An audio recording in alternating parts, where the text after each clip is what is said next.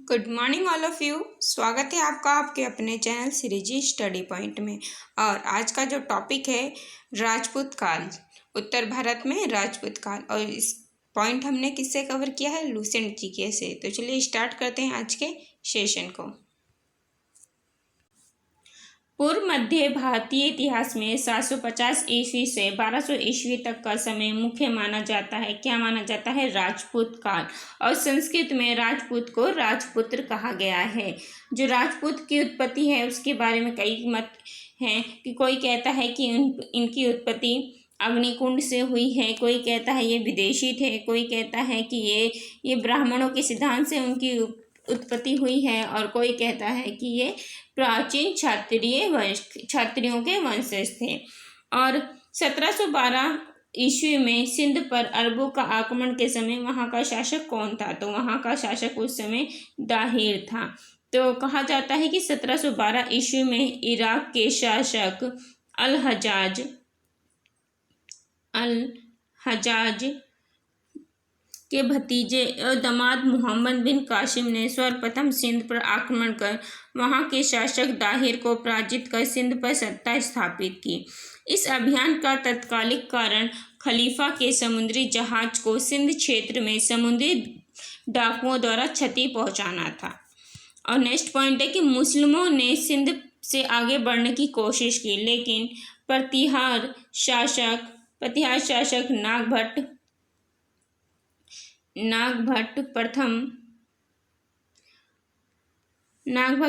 और चलुक्य शासन पुलकेशी और कश्मीर के शासक ललितादित्य ने उनके प्रयासों को असफल कर दिया था। सर्वप्रथम जजिया कर लगाने का श्रेय सिंध के विजेता मोहम्मद बिन कासिम को दिया जाता है। उन्होंने किस वर्ग को इससे पूर्णतः मुक्त रखा? तो ब्राह्मणों को उन्होंने इससे पूर्णतः मुक्त रखा। किस ग्रंथ के उल्लेख का ये आधार माना जाता है कि म्लेच्छों के अत्याचार से त्रस्त होकर महर्षि वशिष्ठ ने अत्याचारियों के विनाश हेतु आबू पर्वत पर एक यज्ञ किया। ये यज्ञ के अग्निकुंड से 4 राजपूत कुलों परमार, चालुक्य, सोलंकी, प्रतिहार और चौहान का जन्म हुआ। तो ये किस ग्रंथ से पता चलता है? तो पृथ्वीराज रासो। और कौन से लेखक हैं इसके? चंदबरदाई। कौन से लेखक का नाम है? चंदबरदाई।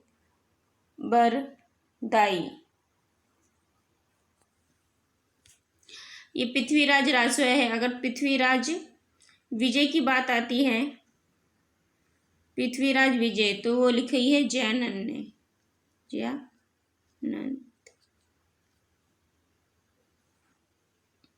तो चलिए जान लेते हैं जो परमार थे वो कौन थे। परमार का इन्होंने कहाँ अपना क्षेत्र विस्तार किया था? परमार ने मलवा धार में यानी एमपी में, सोलंकी ने गुजरात में कर रखा था, प्रतिहार गुजरात व राजस्थान में कर रखा था, चौहान राजस्थान और दिल्ली में किया था। ढिक्की या दिल्ली नगर की स्थापना की थी, तो किसने की थी? तोमर ने। इसके संस्थापक थे अनंगपाल तोमर। उस शासक का नाम क्या है जिसने विजय स्तंभ का निर्माण करवाया? तो राणा कुंभा। निम्नलिखित में से भारत का पहली बार आक्रमण करने वाला कौन था? अरब थे। कब किया था? 1712 में। उस समय कौन था शासक? दाहिर था। पृथ्वीराज रासो निम्नलिखित में से किसने लिखा? तो किसने लिखा? चंदबरदाई ने लिखा। तो और राजवंश और उनकी राजधानी प्रतिहार की कनौज, चंदेल, खजुराहो, परमार, धार, चालुक्य, सोलंकी, अनिहलवाड़ा। 1100 ईस्वी में निर्मित मंदिर जो भिनवेश्वर के अन्य मंदिरों का प्रधानता रखता है, तो त्रिभिनवेश्वर लिंगराज मंदिर है। दिलवाड़ा मंदिर कहाँ स्थित है? तो ये आबू पर्वत पर स्थित है। कहा जाता है कि भीम प्रथम के सामंत और जो भीम प्रथम थे वो कौन से वंश के थे? वो चालुक्य या सोलंकी वंश के थे। और चालुक्य या सोलंकी वंश की संस्थापक जो थे मूलराज प्रथम थे, और इनकी कैपिटल जो थी राजधानी अनिहलवाड़ा थी। तो मतलब भीमराज प्रथम के जो सामंत थे, कौन थे सामंत? विमल शाह ने माउंट आबू पर दिलवाड़ा के जैन मंदिर का निर्माण करवाया। क्यों करवाया? जब उनको जब पुत्र की प्राप्ति हुई तब उन्होंने ये काम करवाया था।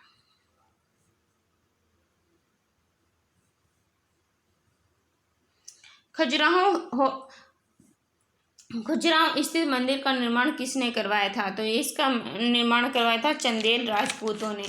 तो चंदेल राजपूतों ने इसका निर्माण करवाया था। तो चंदेल वंश के संस्थापक कौन थे? नानुक थे और उनकी राजधानी खजुराहो थी।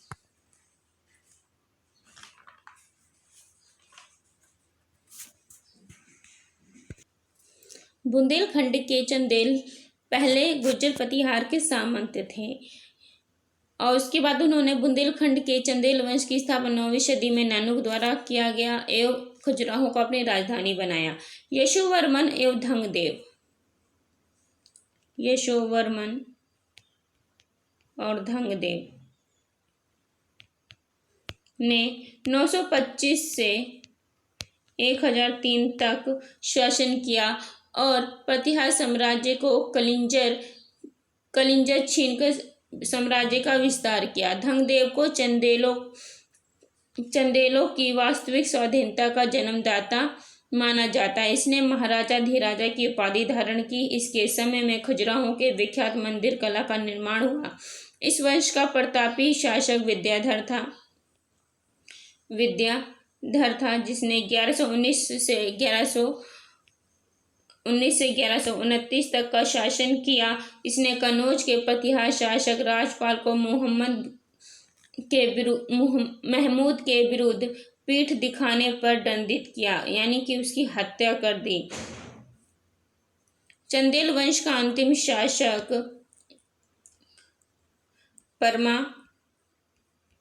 परमार्दी देव थे, जिन्होंने पृथ्वीराज चौहान के विरुद्ध संघर्ष किया और 1203 ईस्वी में ऐबक ने इसे पराजित कर दिया और चंदेल साम्राज्य पर अधिकार कर लिया। विजय स्तंभ कहाँ पर स्थित है? तो ये स्थित है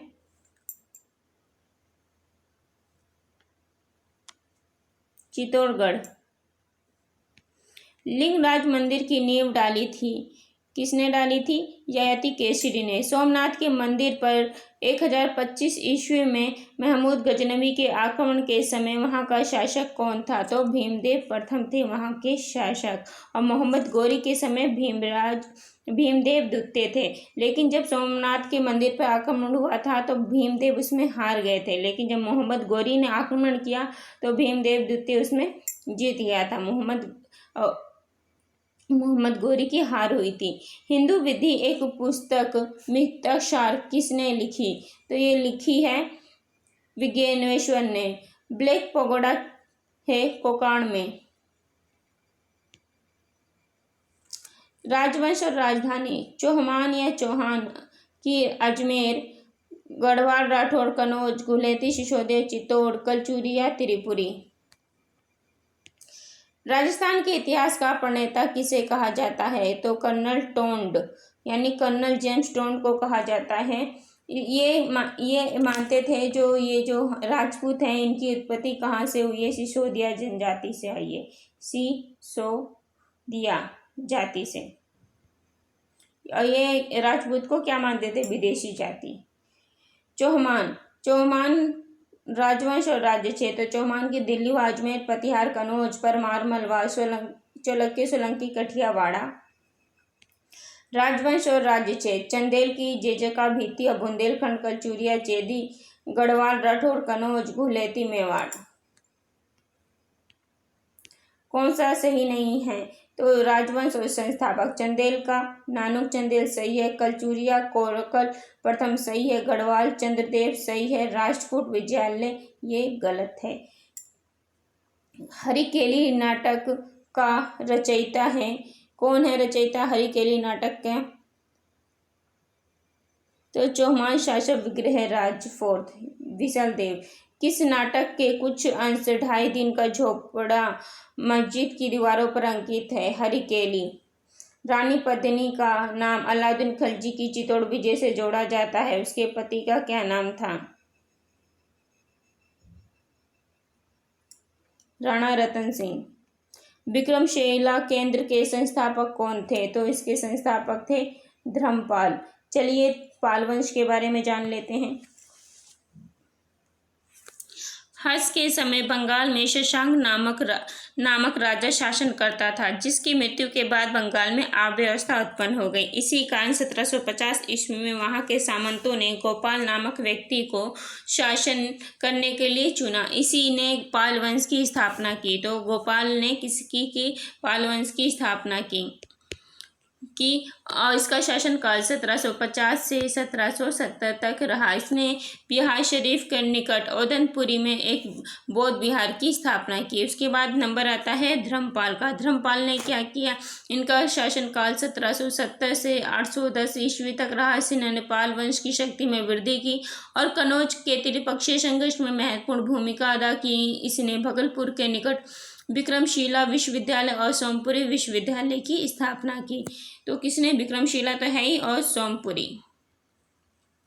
सोमपुरी विश्वविद्यालय की भी स्थापना करवाई। उसके बाद नंबर आता है धर्मपाल के बाद धर्मपाल के बाद देवपाल पाल वंश का शक्तिशाली शासक था।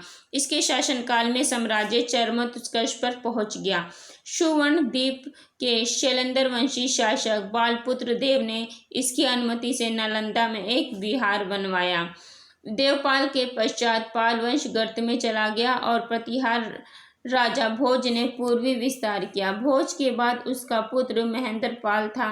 उसके बाद महिपाल। 1160 ईस्वी के आसपास अंतिम पाल शासक गोविंद को गढ़वालों ने मगध से हटा दिया। पाल वंश का शासनकाल लगभग 400 वर्षों तक रहा।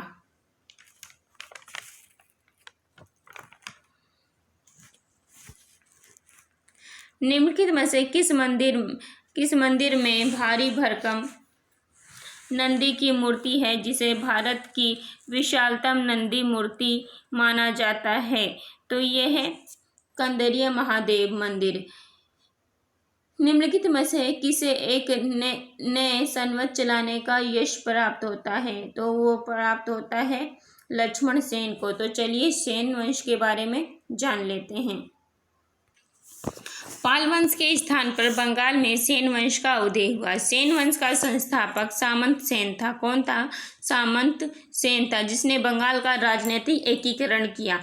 इसने पश्चिम बंगाल में विजयपुर और पूर्वी बंगाल में विक्रमपुर नामक नगर की स्थापना की और दोनों को राजधानी बनाया। किस किस की स्थापना की इसने? पश्चिम बंगाल में विजयपुर और पूर्वी बंगाल में विक्रमपुर। और इन्हें क्या किया? उसने अपनी राजधानी बनाया। इसका उत्तराधिकारी वलाल सेन था। वलाल सेन जो एक योग्य व्यक्ति था। इसने दान सागर और अद्भुत सागर नामक ग्रंथ की रचना की। इसका शासनकाल 1158 से लेकर 1178 ईस्वी रहा। इसका उत्तराधिकारी लक्ष्मण सेन हुए, और जिनका शासनकाल 1178 से 1205 ईस्वी तक रहा। इसने एक और राजधानी लखनौती की स्थापना की। कौन सी राजधानी? लखनौती। लक्ष्मण सेन ने की लखनौती की स्थापना, राजधानी की। इसी के समय में बख्तियार खलजी का आक्रमण बंगाल पर हुआ और सेन वंश का पतन हो गया। गीत गोविंद के रचनाकार जयदेव किसकी सभा में अलंकृत करते थे? तो ये लक्ष्मण सेन की दरबार में अलंकृत करते थे। किसने सोमपुर महाविहार का निर्माण करवाया? तो ये करवाया था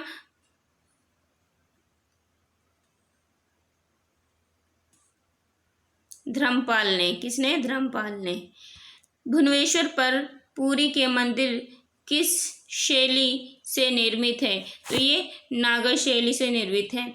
राजवंश जो कनौज पर आधिपत्य स्थापित करने में त्रिकोणीय संघर्ष में उलझे हुए थे?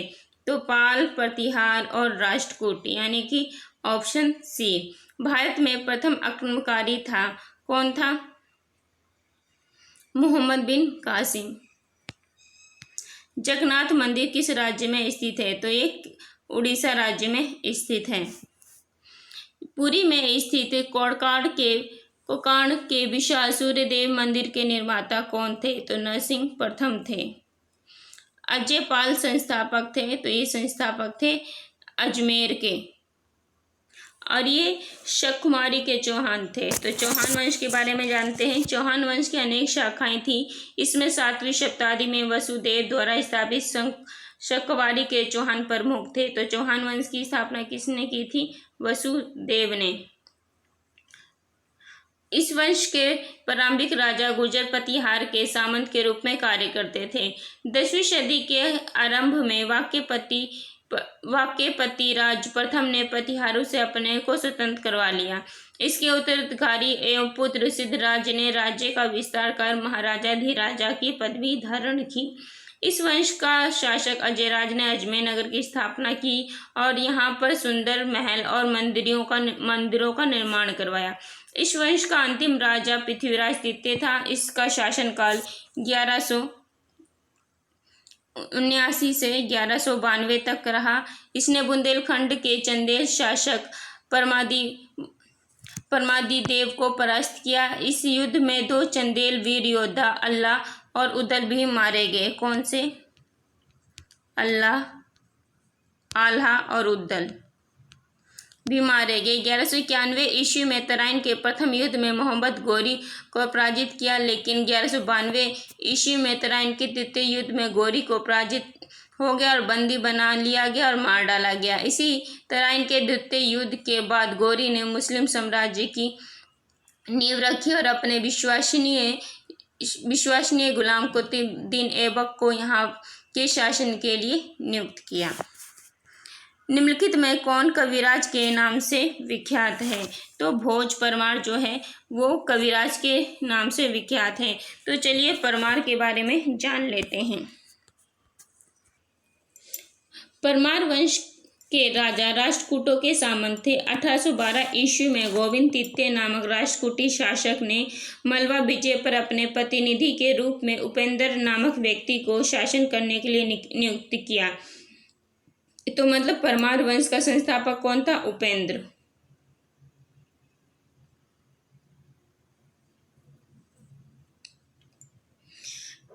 द्वितीय ने 10वीं सदी के अंत में अपने राज्य को स्वतंत्र घोषित किया। 1972 ईस्वी में इसने राष्ट्रकूट शासक होटिक को हराकर मानेखेत को जला दिया। पहले परमार वंश की राजधानी उज्जैन थी, आगे चलकर धार हो गई।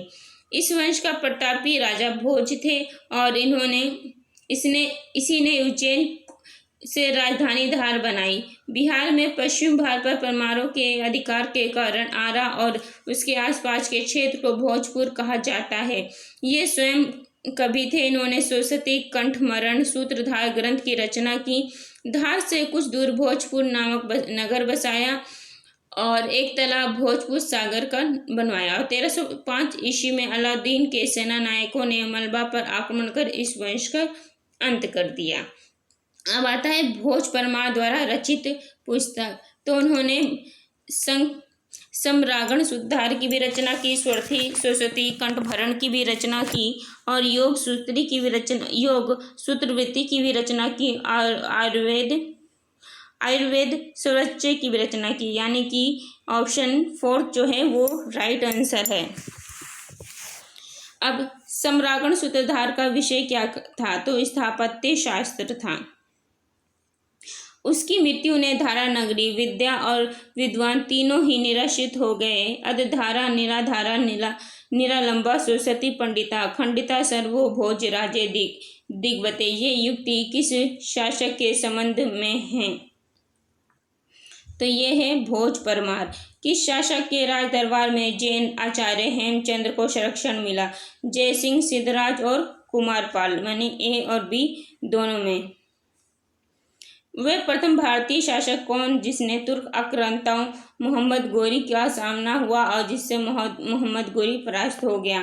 तो भीमद्वितीय था। किस शासक ने कलिंजर के अजय दुर्ग का निर्माण करवाया? तो तो धगदेव ने। निम्नलिखित में वे कौन सा सामंत है जो कलचुरियों द्वारा प्रयुक्त किए जाने के कारण कलचुरी संवत कहलाता? तो त्रैकूट संवत। कौन सा? त्रैकूटक संवत। किसके राजकाल में लक्ष्मीधर ने कल्पद्रुम या कीर्तिकल्पतरु नामक विधि ग्रंथ की रचना की? तो गोविंद चंद्र। चंदावर का युद्ध किसके मध्य में हुआ? तो ये जयचंद और मोहम्मद गौरी के मध्य में हुआ, जिसमें जयचंद की हार होती है। जयचंद जो है वो संयोगिता का पिता होता है, जिसकी पुत्री से पृथ्वीराज तृतीय ने विवाह किया होता है, जिसके कारण जो जयचंद होता है पृथ्वीराज चौहान की सहायता नहीं करता है तराइन के द्वितीय युद्ध में, जिसके कारण पृथ्वीराज की मृत्यु हो जाती है, वो हार जाता है और चौहान वंश का उसी से अंत हो जाता है। और भीमदूते ये इसका ऑप्शन वाला पॉइंट देख लेते हैं। भीमदूते चालुक्य या सोलंकी वंश से संबंधित है, जिसका जो संस्थापक है सोलंकी या चालुक्य वंश का, वो है मूलराज प्रथम। और इनकी राजधानी क्या है? अनिलवाड़ा।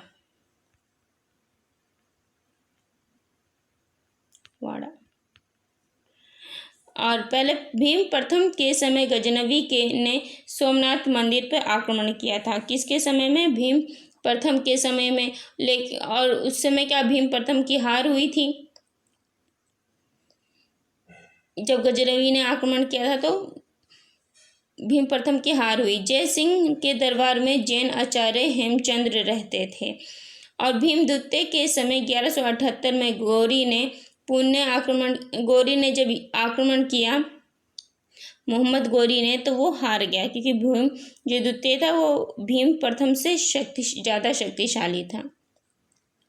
भीम प्रथम के सामंत विमल शाह ने माउंट आबू पर दिलवाड़ा के जैन मंदिर का निर्माण करवाया और मोनरे के सूर्य मंदिर का निर्माण सोलंकी राजाओं के शासनकाल में ही हुआ। निषेध चरित व खंडन या खंड खाद्य के रचयिता श्रीहर्ष किस शासक के राजकवि थे? तो ये जयचंद के राज्यकवि थे। निम्नलिखित शहरों में से किस में लिंगराज मंदिर स्थित है? तो भुवनेश्वर में। ग्रंथकार और ग्रंथ: कल्हड़ राजतरंगिणी, विल्हड़ विक्रमादेव चरित, जयनायक पृथ्वीराज विजय, सोमदेव ललित विग्रह राज।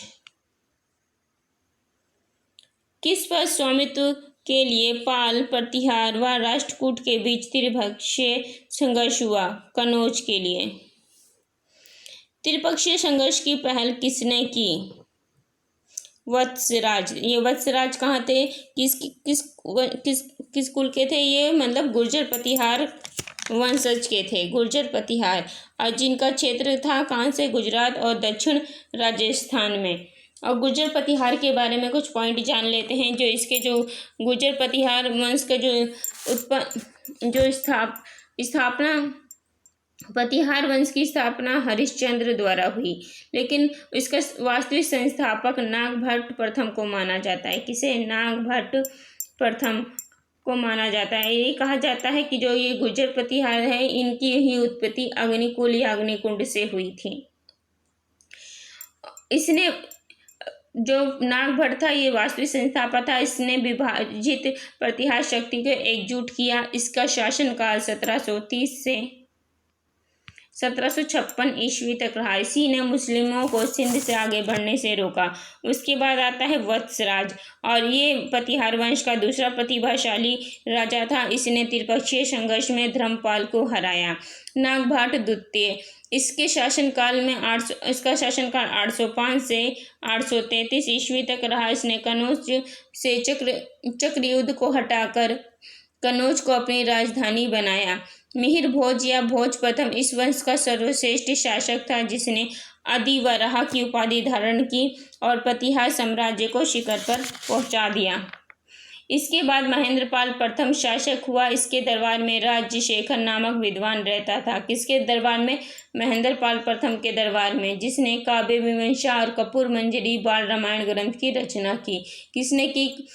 काव्य मीमांसा, कपूर मंजरी और बाल रामायण ग्रंथ की रचना राजशेखर नामक विद्वान ने। 1018 में महमूद गजनवी ने कनौज पर आक्रमण के समय राजपाल यहाँ का राजा था, जो अपनी राजधानी छोड़कर भाग गया। इससे नाराज होकर चंदेल शासक विद्याधर ने उसकी हत्या कर दी।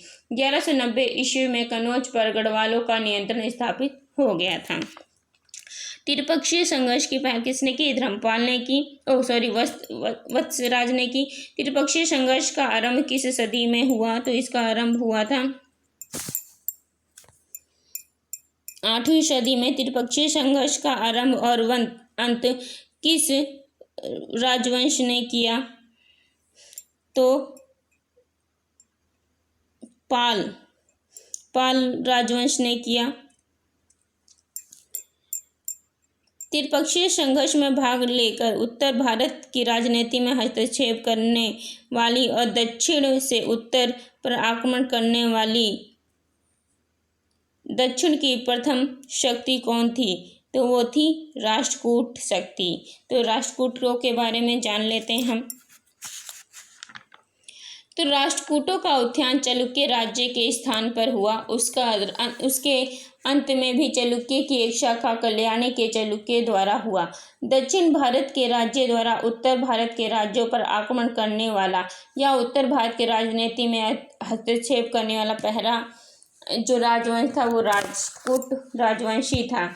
चंद्र राज इस वंश का पहला व्यक्ति था जिसने सामंत का पद पाया, जबकि इस वंश का वास्तविक संस्थापक दंती दुर्ग था। कौन था?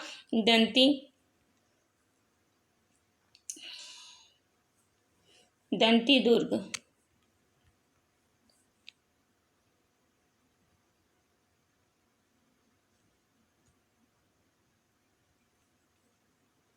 दंती दुर्ग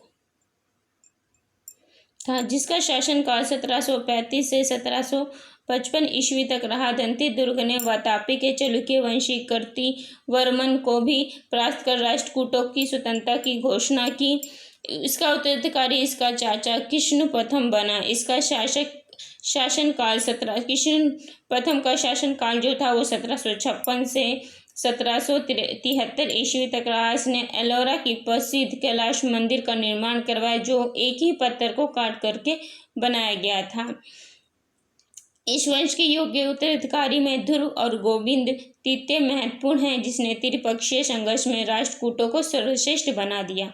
इसके बाद अमोघवर्ष राजा बना, जिसने मानेखेट की नई राजधानी बनवाया। ये एक विद्वान था जिसने स्वयं कन्नड़ भाषा में कविराज नामक ग्रंथ की रचना की। कौन सी ग्रंथ की? कविराज नामक ग्रंथ की रचना की। इस वंश का अंतिम शासक खोटिंग के समय मलवा के परमार शासक श्यंक ने राजधानी मानेखेट पर आक्रमण कर उसे नष्ट कर दिया। पाल वंश का संस्थापक कौन था? तो गोपाल थे। पाल वंश की राजधानी क्या थी? मुदगिल और मुंगेर थी। राष्ट्रकूट वंश का संस्थापक दंती दुर्ग या दंतीवर्मन द्वितीय। राष्ट्रकूट वंश की राजधानी मालखंड मानेखेत। किस प्रतिहार शासक ने अधिवराह की उपाधि धारण की? मिहिर भोज। किस विदेशी यात्री ने गुर्जर प्रतिहार वंश को अल गुर्जर एवं इस वंश के शासक को बोरा कहकर पुकारा है? तो अल मसूदी। कपूर मंजरी नाटक के रचयिता राजशेखर को किस प्रतिहार शासक ने संरक्षण दिया था? तो महेंद्रपाल प्रथम ने। प्रतिहार स्वयं को लक्ष्मण का वंशज मानते थे, जो राम के प्रतिहार या द्वारपाल थे। 1750 ईस्वी में बंगाल के पाल वंश की स्थापना करने वाले गोपाल ऐसे शासक थे जिन्हें सामंती सरदारों ने चुना था। किस पाल शासक को गुजराती कवि शोढल ने उत्तरापथ स्वामीन कहा? धर्मपाल। 9वीं सदी में भारत आए हुए अरब यात्री सुलेमान ने किस साम्राज्य को रूमा कहकर संबोधित किया? तो पाल को। हिंदू विधि की एक प्रसिद्ध पुस्तक दया भाग के रचयिता थे जिमुतवाहक। रामचरित की रचना किसने की? संध्याकर नंदी। पाल वंश के पतन के बाद बंगाल का राजनीतिक नेतृत्व प्रदान किया सेन वंश ने। चलिए सेन वंश के बारे में जान लेते हैं। पाल वंश के स्थान पर बंगाल में सेन वंश का उदय हुआ। सेन वंश का संस्थापक सामंत सेन था, जिसने बंगाल पर राजनीतिक एकीकरण किया। इसने पश्चिम बंगाल में विजयपुर और पूर्वी बंगाल में विक्रमपुर नामक नगर की स्थापना की और दोनों को ही अपनी राजधानी बनाया। इसका उत्तराधिकारी बलाल सेन, जो एक योगी व्यक्ति था, इसने दान सागर और अद्भुत सागर नामक ग्रंथ की रचना की। इसका शासनकाल 1158 ईस्वी से 1178 ईस्वी तक रहा। इसका उत्तराधिकारी लक्ष्मण सेन हुआ, जिसका शासनकाल 1178 से 1205 तक रहा। इसने अपनी राजधानी लखनौती की स्थापना की। इसी के समय बख्तियार खिलजी का आक्रमण बंगाल पर हुआ और सेन वंश का पतन हो गया। किस कुलीन प्रथा कुलीनतावाद का आरंभ किसने कुलीन प्रथा या कुलीनतावाद का आरंभ किया? तो बलाल सेन ने किया था। किसने स्मृति ग्रंथ दान सागर और ज्योतिष ग्रंथ अद्भुत सागर की रचना की? तो बलाल सेन ने। कश्मीर पर लगभग 50 वर्ष तक शासन करने वाली रानी दिद्दा मूल रूप से किस वंश की राजकुमारी थी? तो ये लाहौर वंश की राजकुमारी थी। तो चलिए लाहौर वंश के बारे में जान लेते हैं। जो लाहौर 1939 ईस्वी में यशकर के उत्तराधिकारी संग्राम राज की हत्या उसके मंत्री पर्वगुप्त ने करके स्वयं सत्ता संभाल ली। क्या हुआ? 1939 ईस्वी में यशकर के उत्तराधिकारी संग्राम राज की हत्या उसके मंत्री पर्वगुप्त ने करके स्वयं सत्ता संभाल ली और लाहौर वंश की स्थापना की। किसने की? पर्वगुप्त ने लाहौर वंश की स्थापना की। इसका पुत्र क्षेमगुप्त उत्तराधिकारी हुआ। कौन? क्षेमगुप्त उत्तराधिकारी हुआ और जिसका विवाह हिंदू शाही राजकुमारी दिद्दा से हो गया। हाँ, हिंदू राजकुमारी दिद्दा से हो गया। और 1958 में क्षेमगुप्त की मृत्यु के बाद 50 वर्षों तक कश्मीर की सत्ता पर दिद्दा के हाथ में रही और उसने शासन किया। और 1103 ईस्वी में इसकी मृत्यु के बाद संग्राम राज्य शासक बना। कायस्थों का एक जाति के रूप में प्रथम उल्लेख मिलता है। तो कायस्थों का कहाँ उल्लेख मिलता है?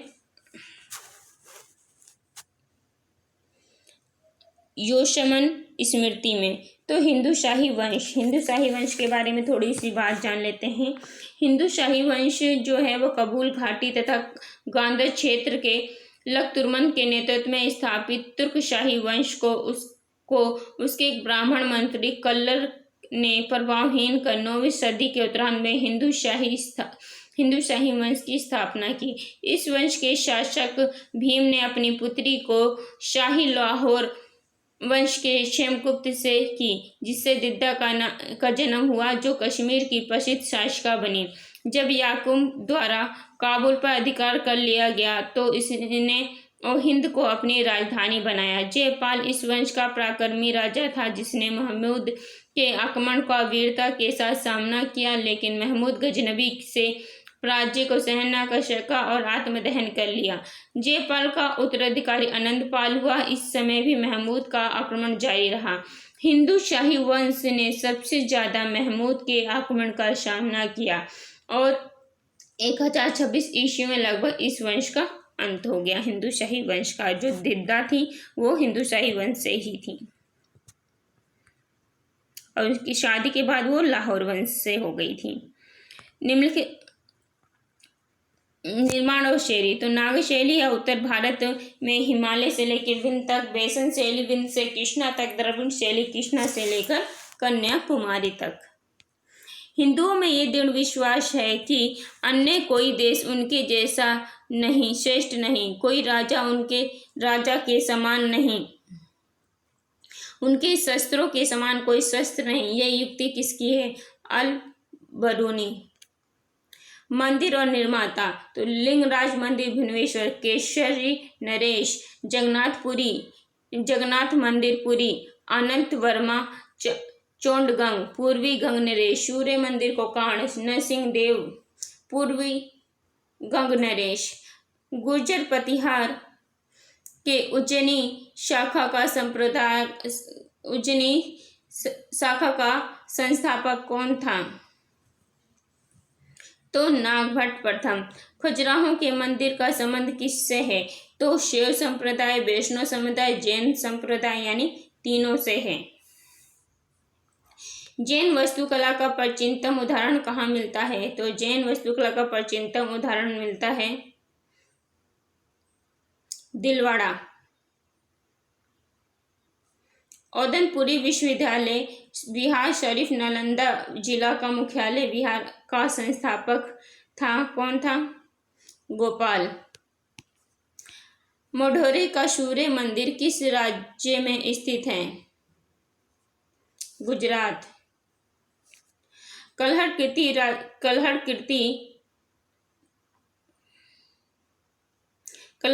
राज तरंग में कुल कितने तरंग है? 8 तरंग है। मंदिर और निर्माता चतुर्मुख विष्णु मंदिर खजुराहो, यशोवर्मन, कंदरीय महादेव मंदिर खजुराहो, धंग, विमल शाही मंदिर आबू पर दिलवाड़ा, विमल शाह वैश्य, लुनसही देवरानी जेठानी मंदिर आबू दिलवाड़ा, तेजपाल वस्तुवालय। और जो राजपूत वंश है, अब क्या है, अब आ गया मच्छेंद्र मंदिर अमरकंटक, 64 योगिनी मंदिर भेड़ाघाट जबलपुर, सूर्य मंदिर मोढेरा, चौमुख मंदिर पलिताना। तो राजपूत के संबंध में और भी बात, चलिए और भी पॉइंट जान लेते हैं। जो राजपूत थे, इनकी उत्पत्ति के जो थे कि कोई कहता था कि इनकी उत्पत्ति ब्राह्मणों के सिद्धांत से हुई, कोई कहता था कि अग्निकुंड से हुई, कोई कहता था ये प्राचीन क्षत्रियों के वंशज थे। जो कहते थे प्राचीन क्षत्रिय के वंशज, तो कौन कहता था? गौरी शंकर, हीरानंद ओझा। और जो कहते थे कि इन ब्राह्मणों के से उत्पत्ति हुई है, वो गोपीनाथ शर्मा थे और भंडारक थे। और ऐसा कहा जाता था राजपूत के जो थे उनके 36 कुल और गोत्र थे। तो जो 36 कुल गोत्र कैसे थे? जो कुछ कहते थे ये सूर्यवंशी थे, सूर्यवंश, तो इसके 10 गोत्र या कुल, चंद्रवंशी के भी 10, अग्निकुंड के 4,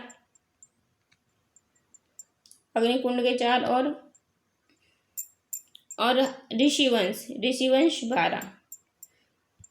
तो कुल टोटल हो गए, जैसे ऋषिवंश के 12, अग्निकुंड के 4 और सूर्यवंशी 10 और चंद्रवंशी 10, और ये टोटल करिए तो ये कुल 36। तो इस प्रकार के से राजपूत के जो कितने वंश? 36 वंश, 36 कुल और 36 गोत्र, इस तरह से कहा जाता है। ये क्वेश्चन एग्जाम में आ चुका है। और ये क्या करते थे? राजपूत जो लोग थे वो आपस में ही संघर्ष और साम्राज्य विस्तार करते रहते थे।